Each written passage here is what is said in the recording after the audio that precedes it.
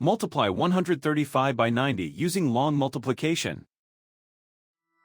Start with the ones digit, 0. Multiplying by 0 makes this whole row 0. The first partial product is 0. Now use the tens digit, 9. Start one place to the left. 9 times 5 is 45. Put 5 in this column and carry 4. 9 times 3 plus the carried 4 is 31. Put 1 in this column and carry 3. 9 times 1 plus the carried 3 is 12. The second partial product is 12,150. Now add the partial products, working from right to left.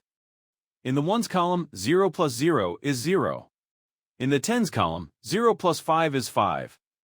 In the hundreds column, 0 plus 1 is 1. In the thousands column, bring down 2. In the 10,000s column, bring down 1. The product of the whole numbers is 12,150. So 135 times 90 is 12,150.